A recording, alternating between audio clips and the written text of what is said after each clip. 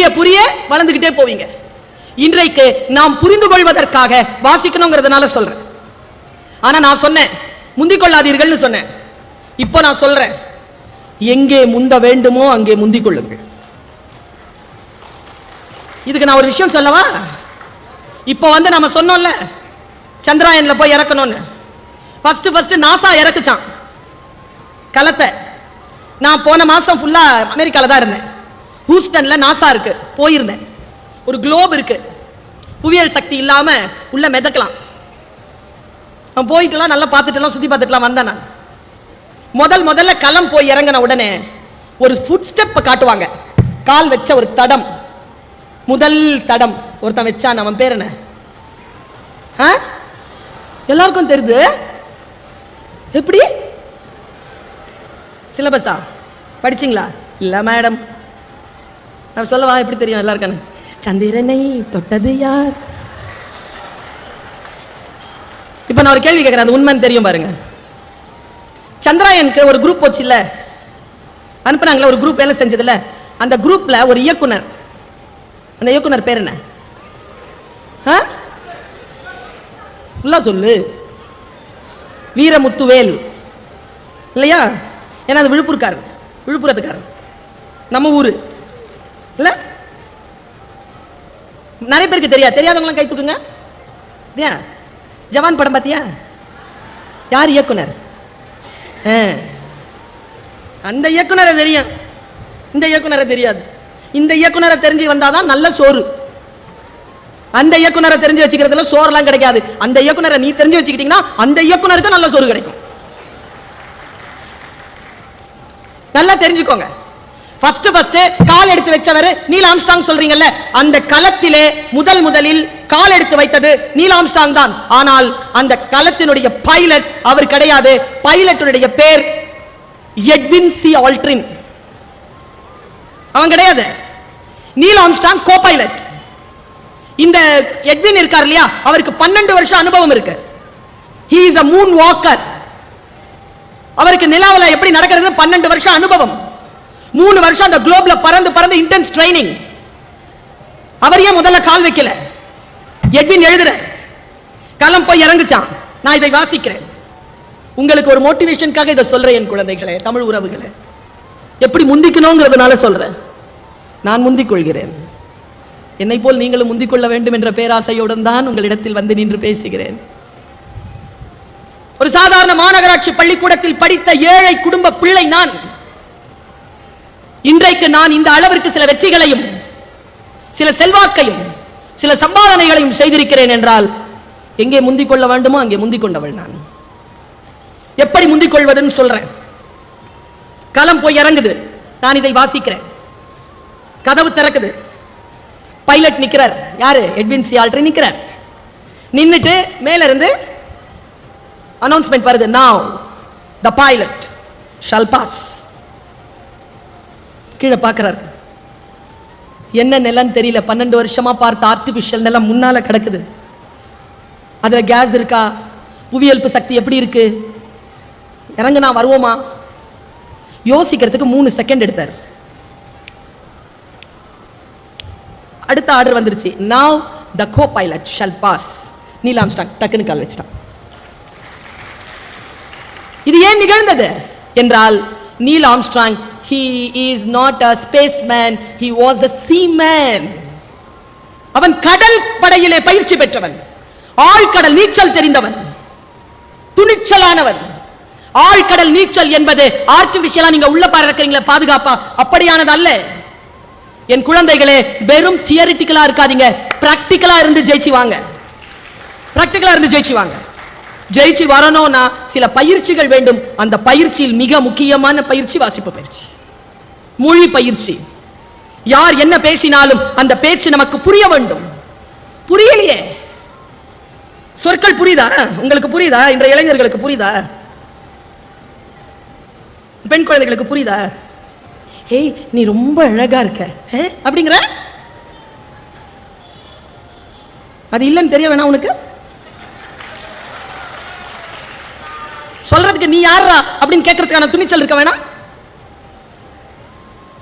பெண்ணே, நீ அழகா இருக்கிறாய் என்று சொல்லக்கூடிய தகுதியை வேறு எந்த ஆண்மகனுக்கும் தராதே, அது உன் சுயமரியாதைக்குரிய விஷயம் என்கிறார் சுவாமி விவேகானந்தர்.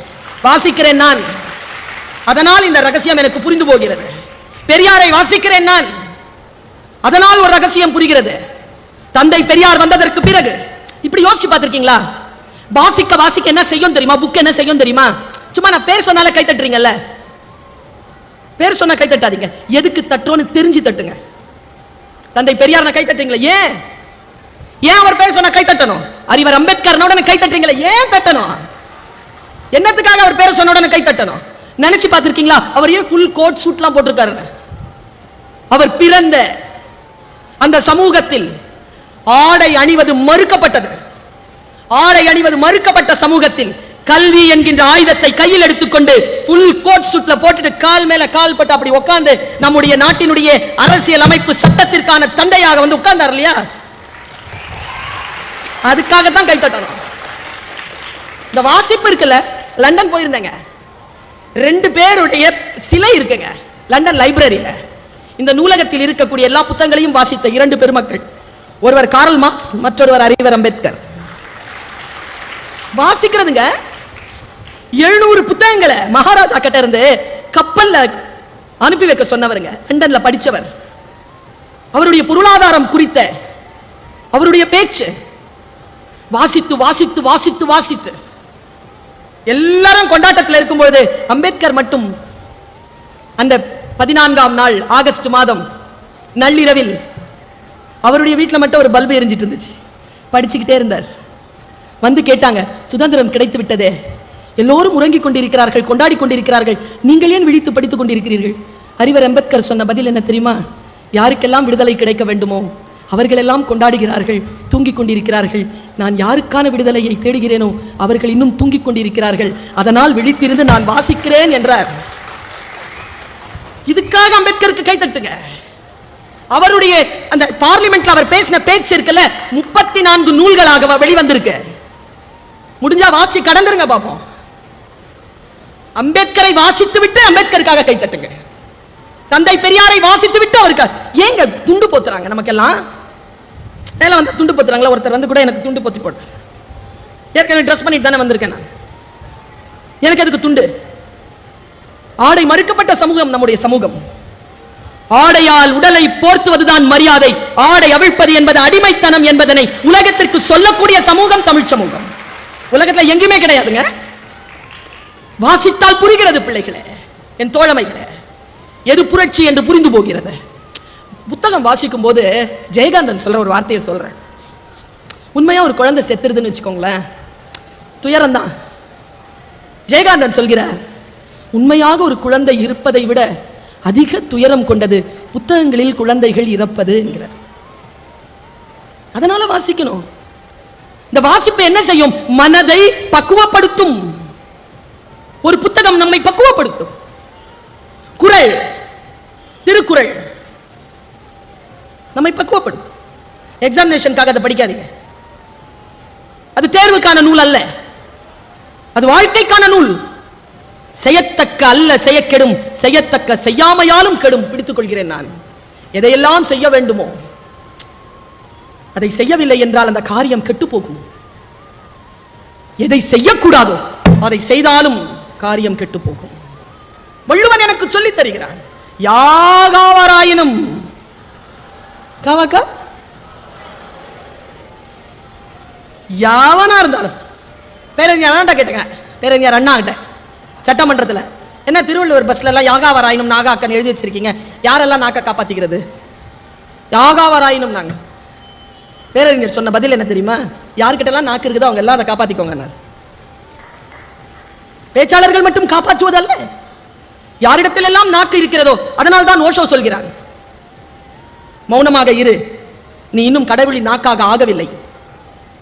அருணகிரிநாதர் துடிக்கிறார், கெட்ட பழக்கங்கள் வாழ்க்கையில துள்ளி குதிக்கிறார், என்ன செய்யறதுன்னு தெரியல. கடைசியா முருகனிடம் வந்து சரணடைகிறார். அவர் எழுதியதுதான் திருப்புகழ். அவருக்கு முருகன் தந்த ஆக பெரிய மருத்துவ வரி என்ன தெரியுமா? சொல்லார சும்மா இரு, சொல்லார சும்மா இரு.